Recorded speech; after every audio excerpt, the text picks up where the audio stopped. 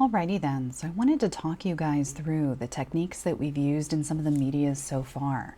So in order to do that, I needed to make you some sketches of some figures that we could color in. So I started first with a black woman in a big fluffy dress. I decided that the natural curly hair would look great with watercolor layering through it. And I wanted a dress that would have lots of folds to it and lots of volume.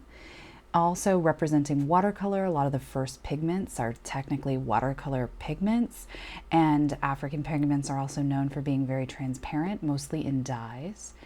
Watercolor itself was actually originated in Asia, more specifically China, but they're also very well known for ink. So I decided to do an ink figure for the beginning, for the Asian figure.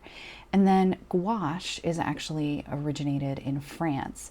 So I decided to do a very fashion figure with panniers or big hip cages. So that would help in a corset-like figure with puffy sleeves and rolled hair. Finally, acrylic was invented in the 50s in Germany. So I decided to go with a very kind of 50s silhouette dress and gloves and a kind of a shawl over her head covering most of her hair. And I found that in a research image of some German fashion and I really liked it. When I started on the ink, I started with a pen nib that was a little too big, and it was giving me lines that were a little too fat and a little too hard to control. And that is honestly because this drawing is very small. This smaller nib, as you can see, I can get very long, thick lines if I press hard and kind of dump all of the ink out of that pen nib at one given time, so I can get this big, long, linear flow. Right here, I'm taking a break, not voluntarily. I'm trying very desperately to open a container of black ink, and I just can't get it open, and I never do. I end up switching back to the dark gray ink, which is what I use for this.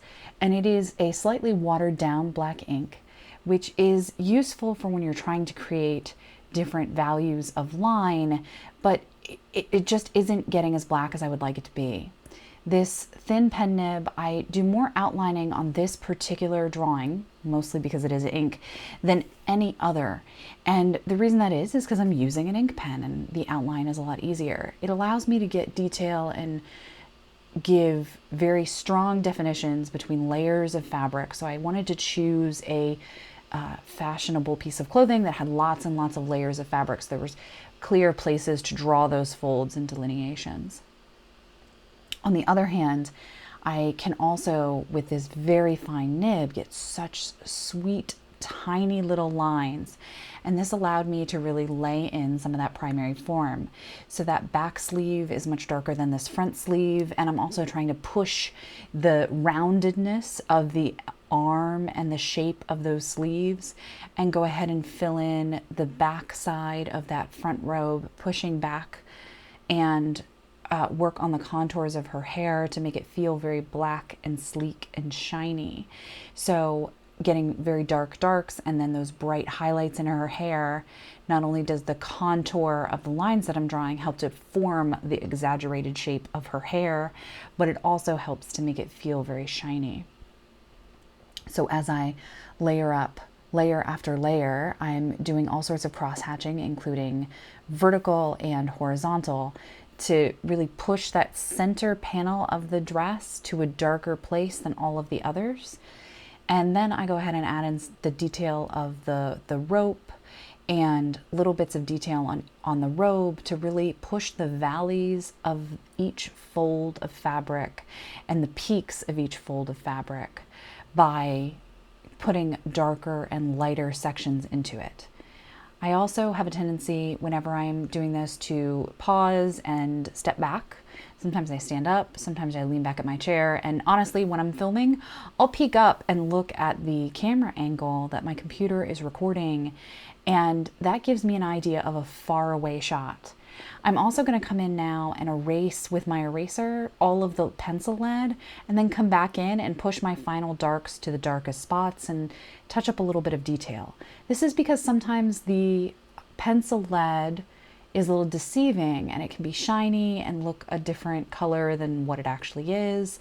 And it also gives me a slight break before I go into really finishing and adjusting that ink drawing. So now I'm going to set up my watercolor person. And with watercolor, you need to work from light to dark. So you're slowly pulling the darker colors into the figure and or the landscape or whatever it is that you're drawing. You're adding color and value as you layer the watercolor on. And if you lose white in watercolor, if you lose the white of the paper, you can't get it back. If you're just strictly using watercolor, you're not going to be able to get that back. So I lay in some base colors and foundations, and I want to note that I'm not using one color out of the pan. I'm using several colors mixed together on the palette, and I'm also kind of pushing into some of the colors that are already on that palette. I'm using blue to mute down the browns and oranges of the skin, so it pulls it just a little bit more to neutral and gives me a more believable skin color for her. I'm also trying to look at darkening the whole section, but creating a different dominant color for her skin and her hair. Even though technically both of these things are brown, they are very different browns. And skin has a nice warm texture to it, while the brown hair has a wonderful curl and body. So I try to achieve that, as well as creating a good sense of form on the arms before I move on to the dress. When I do move on to the dress, I lay down big swaths of color first, just trying to get an overall color onto the dress. And I'm using a paper towel for any place that I put down too much water. I'm also, again, paying attention to leave the lights where I would like the lights to be. And then I start adding shade and detail. This first run of color, I'm adding some of the primary shape because this is a big, floofy, elegant, puffy, watercolory dress. So under each layer, I'm getting a shadow from the layer above it. So I start to lay in those aspects that make it feel like fabric. I'm also trying to make sure that the right side of the figure, which has the shadow cast on it, is consistently darker than the left side of the figure. I want to make sure I'm turning the figure around in my mind and showing off the movement of color. That time jump there is because I went ahead and let it dry. The skirt was just way too wet for me to get a clean line between the two layers. So it didn't take long, but I was able to reposition it. Also, I decided to expand the skirt a little bit on that right-hand side and make it feel like the layers were more tiered and fluffing on top of each other. So again, for these colors, I'm using not just one watercolor.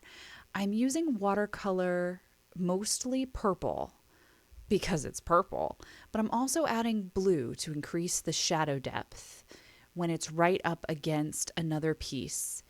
I'm also using brown or mixing red into that purple and yellow into that purple to make it a little bit more brown, so that it ties in a little bit with her skin, but also helps to turn a shade around that corner.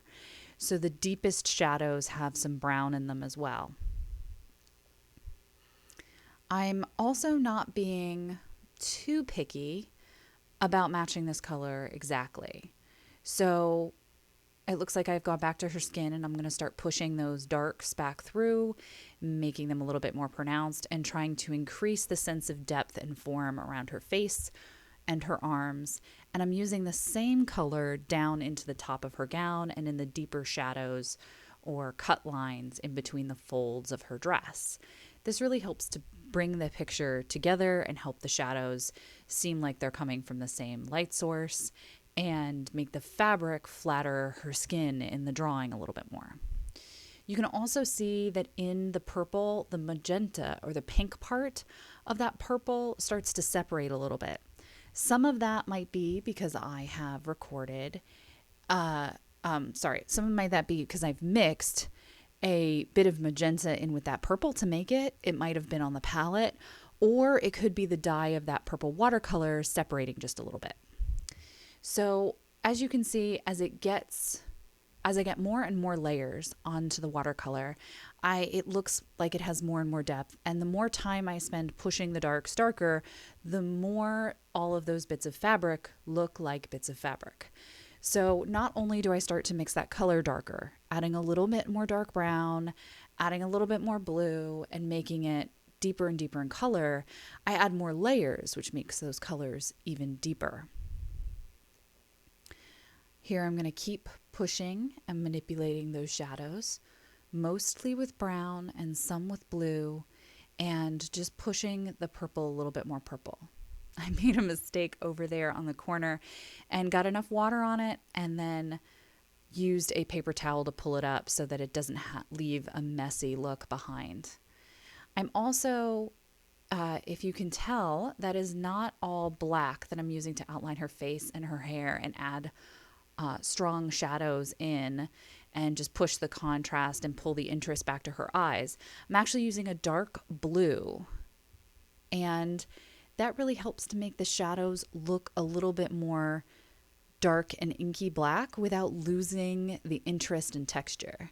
I also use it to fluff up her hair a little bit. Next is the acrylic, which I'm also using a palette to cover up the ones I've done before because I don't want to get any spill on them. This is the wet palette that we talked about in class, and I'm mixing a bright teal with black to create an overall wash or color on the bottom. Now, acrylic is a permanent medium, and there's lots of different ways that you can paint with acrylic or gouache or any of these mediums really. But you can paint with a more watercolor method, like what we just did, or a fine kind of hatched method, or the acrylic, the way that you use it when it's thicker is a bit more globby. So you kind of take a glob of paint and you push two different colors together and create a stronger gradient of color just with mixing each color on your palette. So when I'm mixing these colors on the palette, I'm mixing for the skin very specific individual colors and layering them next to each other more like a paint by number than I am layering them over each other like watercolor. The base, by using this wash of green to start, I'm going to give an establishing undertone to this color that'll help me to have everything in that color family. But I can change this color pretty rapidly if I decide to. So I'm mixing in the wet palette to create kind of gloves for her, kind of aviation gloves, kind of a brownish leathery tan. And the acrylic does dry, the color does dry quite a bit differently than when you first mix that color. So in between, while it is drying, the color can change on each one of those. As I start to build colors up on each other for the acrylic, I am making sure that I use white to get some harsh highlights. And I'm moving, you can move a little bit from back to front or front to back. Usually you want to move from back to front. So that's why I started with her skin tone and I moved on to her hair and laid a foundation there and then started working on her dress. You can see that I did do a wash of black there, or a very dark green color, and acrylic gives you that advantage that you can use some washes of color very similar to what the watercolor did. So I can layer these up on each other, but nothing that I let dry will reactivate. Everything will be exactly where I told it to be and nothing will move. Inherently, acrylic is also quite shiny. So most of what you're seeing now is that it's shiny because it's wet, but even when it dries, it actually does have a slightly shiny finish to it. So the thinner that I make that acrylic paint, the less hard shell plastic it's going to look in the end. So as I'm mixing these colors together, once again, I'm doing a lot more paint by number. So using the mixed color with less water to smudge them together. And then when I want especially here with that white so that it stands off the fabric, but whenever I want some shadows, I can water down that dark blue color and fill in the shadows and really show off the different pleats in the fabric. I'm also going to paint her shoes to match. And since shoes are often very shiny, I'll throw in some high contrast material there. Now, one of the advantages of acrylic is that if you paint too far on something, you can always go over it with a light color or a white and it will cover completely. So the eyes themselves got a little overrun. So I come back with some white in a bit and I'll pop her eyes back out so that they're not as dark. I am pushing all of there's the white. Now we have eyes again. And I'm pushing all of the details a little farther. I have the color range that I would like, this kind of teal in a slightly more army color, and I'm just adding details back in. So when you're using acrylic, you can get really fine, tiny detail, and everything that you put on top will layer on top of each other. You never have to worry about pulling up the layer underneath, and it has a nice effect that way. So now I've moved on to gouache, and I'm going to switch it around in a bit. But gouache is a water-based medium, like watercolor. So it isn't going to be permanent, but it allows you to paint in a mixture between acrylic and watercolor styles. So what do I mean by that? I mean, just like the watercolor right here, I'm using a base layer that's really, really transparent. And I was able to do this with the acrylic as well. It's a good technique to lay down a big area of color so if you miss a little later, you're not just completely out of luck. It also allows me to test out my colors and get a good feel for what this dress is going to look like. But I can also be opaque. So I've mixed this kind of greenish color and I'm layering that green in the shadow areas to combat the warm color of the dress and make sure that I have a really nice atmosphere to work with. So I'm blending all those colors together. I will also say during this particular piece, I get pulled away constantly. It took me all day to complete this one piece, but so with gouache in particular, it's going to dry matte. It's not going to dry shiny. So every time it dries down, it has a very chalky finish and it doesn't get super shiny. But while you're using it, it is a very nice mixture between watercolor and acrylic, which means every time I start to layer colors on top, when I want them to cover, I can use a little bit more physical color and recolor an entire section. Like I'm going to recolor quite a bit of this to be green, particularly the underskirt in the center. And after a short distraction, we're gonna leave and come back. I should mention that I get interrupted a lot, and the gouache girl was particularly difficult for me to get done in one sitting. So I recolor that center and I add white and yellow to a green in order to get a very opaque, full coverage green. And that allows me to turn that yellow in the middle almost completely green without reactivating what's underneath it. So if I use lots of paint, not a lot of water, and float the color on top of the layer underneath, I can create a very solid color, including the highlights and deeper shadows that occur in the piece. So here you can see that after getting pulled away, I come back and after I let things dry, I lay in some highlights and shadows and try and create a little bit more form on the gouache figure. I'm laying in some general colors for the pieces of her dress, and I am trying to get the bright forms of the top of the dress over the shadows of what's coming down below the dress. And I also decide to take a little bit of that skirt and put it into her hand. So when I'm working with gouache and sometimes watercolor or acrylic as well, we do what's called lean to fat or thin to thick. So your first layers are very thin and you do washes. And then as you go, you start to build up thicker layers on top. And this is very useful. So the gloves were a thin magenta to start. And now I can take white and red and layer on top of those in thick strokes to fully cover what was underneath.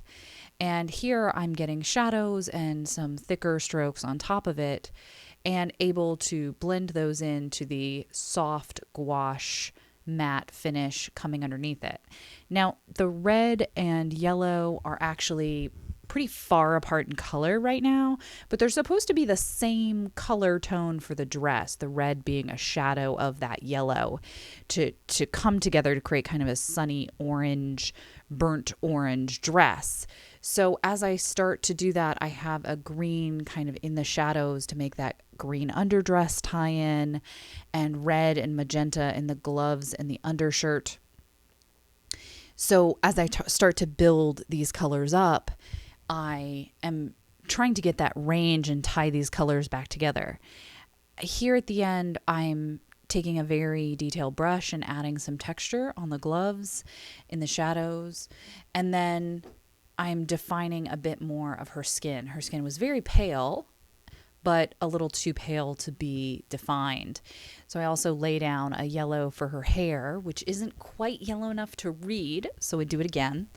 And then I'll add brown shadows in there as well in a little bit. But I want to work out the dark colors of her face and push the darks a little darker all over the piece so that you have shadows where the fabric curves, and I start to push some of those folds into the fabric a little bit more consistently. That little bit on the bottom is actually, I fixed some paint that went off the edge of the green skirt. Then I come back in and push her hair a little bit browner. So if you want to make someone look blonde, quite often the other color underneath is a light brown in all of the shadows. I also define her facial features, but because her skin is very pale, I kind of went a little overboard on her eyeliner. So I do notice that, and then I'll come back and correct it in a little bit. But I continue to push shadows around her face just to make sure that once I put other shadows in, it's not going to be different. So in order to fix that, I put a little bit of water onto her eyes and then patted it off with a paper towel. Then I'm carefully looking and seeing where I need to push darks and shadows to give her skin more form, but also to define the folds in the top of her dress, to give there more detail into the bodice is what I'll do right here, and kind of define the fold of that fabric in her hand a little bit stronger. And this is just those finishing touches that really help me to know that I'm getting all of that detail in. And I take an eraser and I go through and erase all of the pencil I can find. In the acrylic, I'm not worried about damaging the acrylic itself. Once the acrylic is dry, it's dry. There's nothing going to happen to that. But the water and oil in my fingers can reactivate both gouache and watercolor. So I erase around those very carefully. And the ink figure I erased already a lot earlier. And that's my finished piece. So I take the tape off. And the paper is now firmly dry because you don't want to take that off too early. And then all is done. And those are our 4 figures in watercolor, ink, gouache, and acrylic. Thank you, everybody.